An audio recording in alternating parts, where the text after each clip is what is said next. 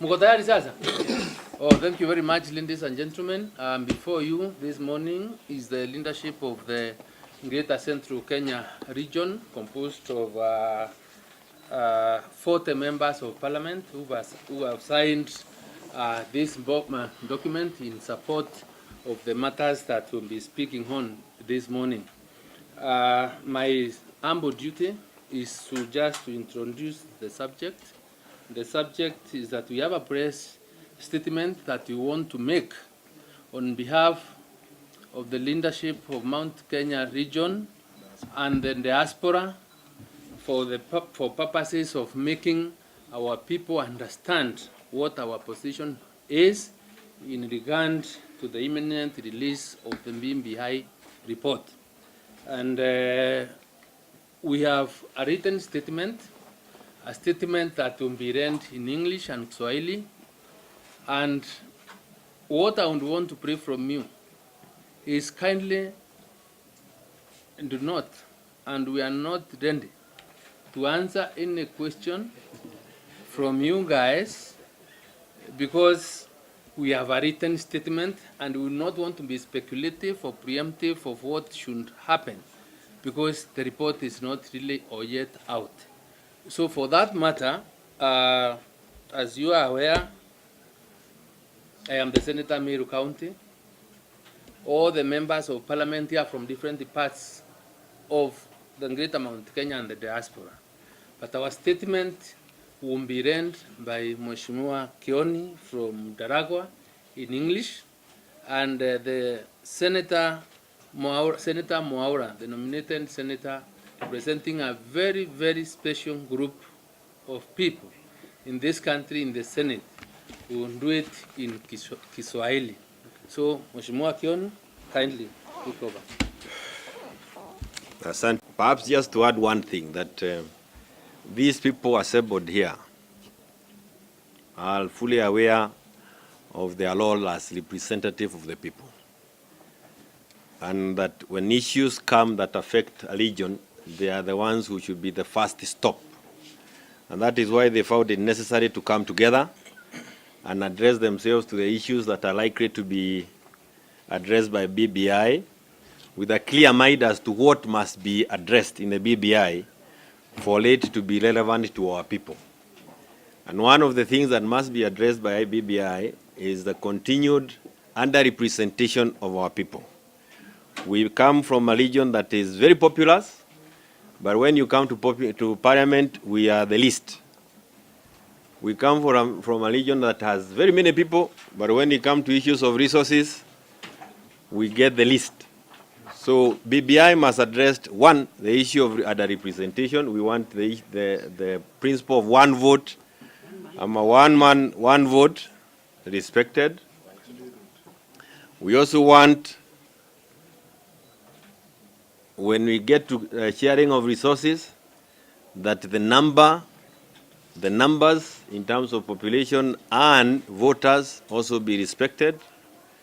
So when you talk about inclusivity, which is what informs BBI, I'm told, or we are told, it must address itself to issues of inclusivity in terms of being inclusive in parliament and other elective bodies, and being included when it comes to sharing of resources, being included when it comes to sharing of jobs opportunity that are available, and being included even when it comes to issues of infrastructure and the rest.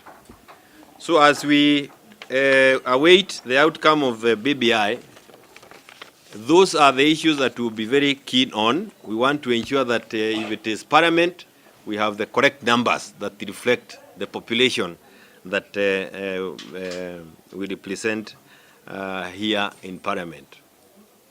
When we gave ourselves the 2010 constitution, we give it with the background that there was a 20% that required to be looked into.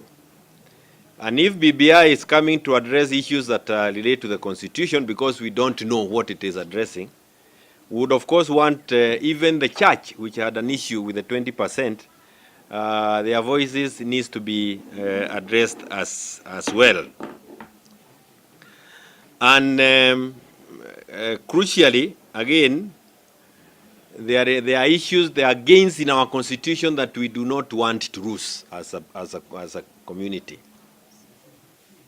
And those gains include the promise that we were given 2010 that equality of the vote will be addressed. We have other issues like the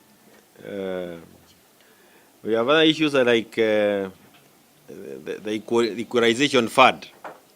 When it is chaired out, none of the counties represented by the members here ever benefits from them. And when we come to that, because when you talk about marginalization, we also have areas within our regions that are marginalized. And when BBI comes, if it doesn't address those issues, then itakuwa kama ni wibo tunaiba ya wengine. Sisi pia tuko na hayo maneno na tunaangalia. Na ikitoka tutakaa tusome pamoja na tuwe na mawakili wetu, alafu tutapatiana mwelekeo ama msimamo wa eneo ambalo tumepatiwa jukumu ya kuwakilisha. Na hayo ndio maneno ambayo tuko nayo kwa kichwa saa hii, na ni asante sana. Mheshimiwa Mwaura. Sema tuendelee. Just continue. Continue. Wacha kumanga. Asante sana. Mimi nitakariri yaliyosemwa kwa kimombo kwa njia ya ufupi sana kulingana na hii press statement ambayo tuko nayo hapa, na tunasema sisi ni wabunge na viongozi kutoka eneo zima la Mlima Kenya na pia diaspora yetu, na tunasema kwamba tuko katika mabunge ya seneti na bunge la kitaifa National Assembly, na tunajua kwamba kuna umuhimu kuhakikisha kwamba kuna umoja katika nchi hii, ilmuradi watu wetu waweze kufanya biashara na waweze kuwa hawasumbuliwi. Tunajua fika kwamba BBI report, Building Bridges report, iko tayari kutolewa kwa sababu ameshatoa idhini ya kwamba watafanya vile. Na pia tunajua tulikuwa tumependekeza mambo kadhaa wa kadha ambao yanahusu eneo lile ambalo sisi tunatoka na wale ambao watu ambao wanawakilishwa na wabunge ambao wako hapa na maseneta. Na tunajua kwamba haki inafaa kuwa ya kila mtu katika ulimwengu huu kulingana na ile Bill of Rights.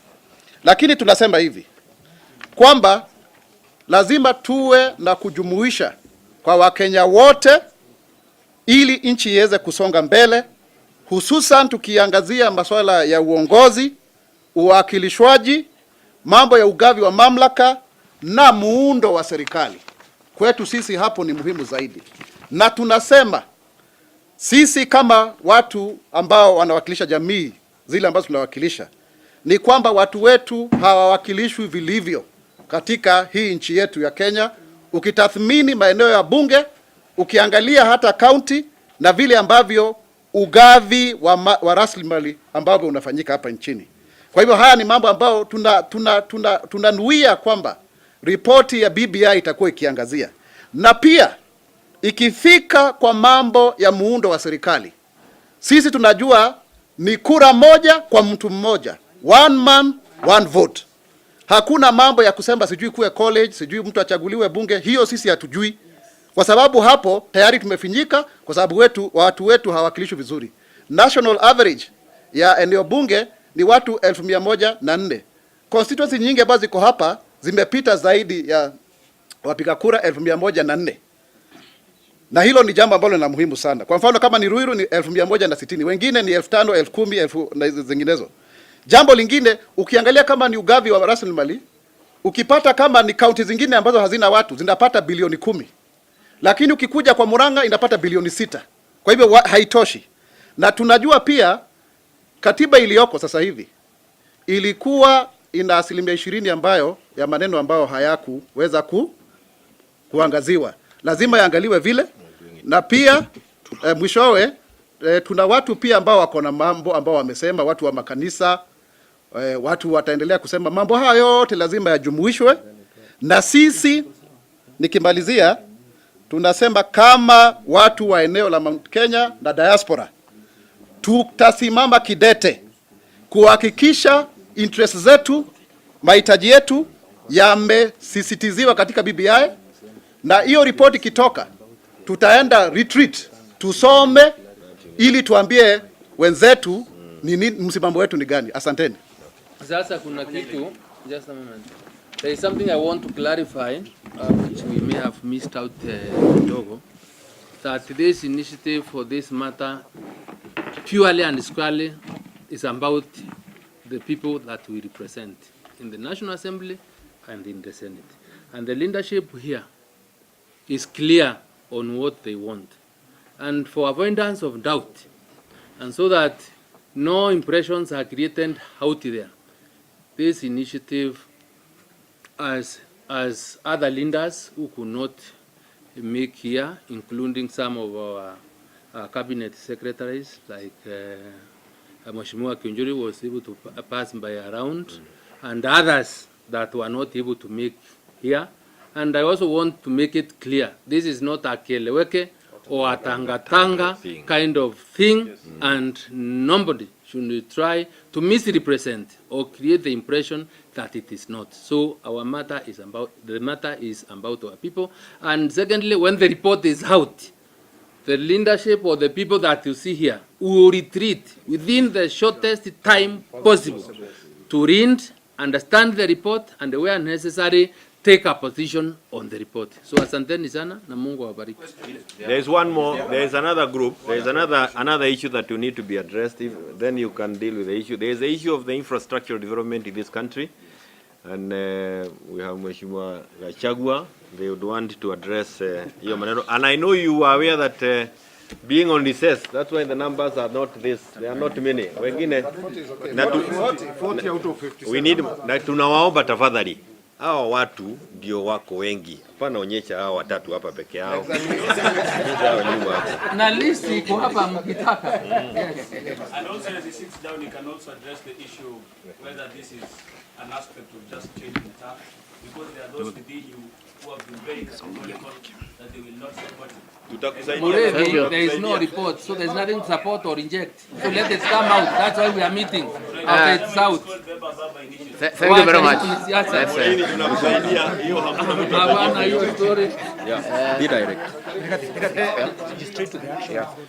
Thank you very much. As leaders from the Mount Kenya region, we want to the unwarranted and scathing attack yesterday by a leading newspaper on the person of the Cabinet Secretary, Honorable James Macharia, the Minister in charge of Transport, Infrastructure, Housing and Public Works. Honorable James Macharia is one of the most hard-working Cabinet Secretaries in this government. He is a man, since he acceded to that office, who supervised the implementation of the SGR that was done before schedule. He has supervised the building of low-volume roads up to bitumen standards, 6,600 kilometers, 2,700 kilometers are ready, and the rest are on course. There are so many programs that are going on. Indeed, for the legacy of the president, our President Uhuru Kenyatta, if there is something that can be talked about that is tangible, that can be seen and be felt, it is the transport and infrastructure docket. The attempt to portray James Macharia as a failure, as incompetent, is condemned here in no uncertain terms, and we want to explain to the people of Kenya why.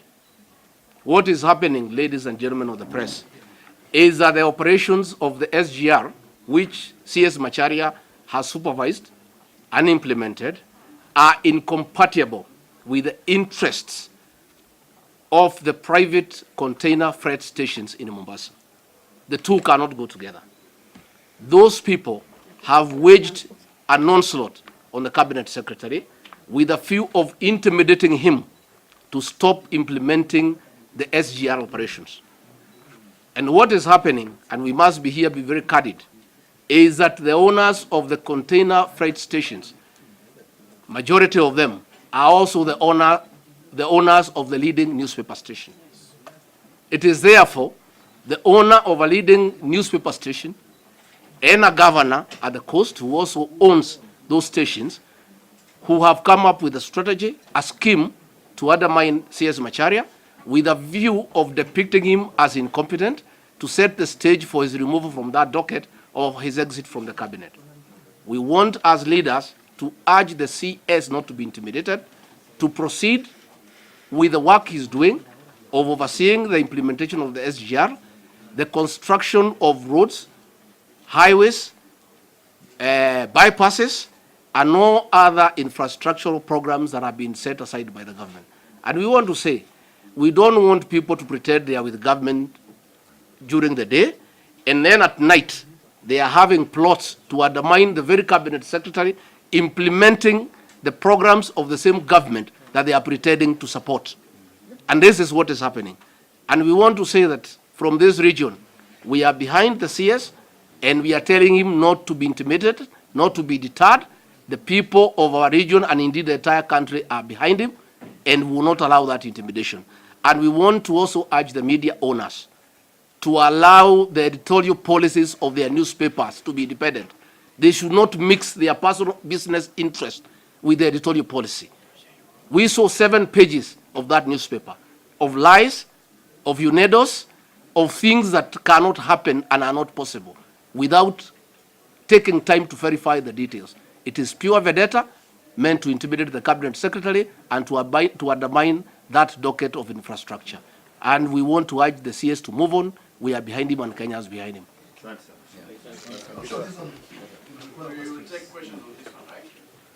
No questions.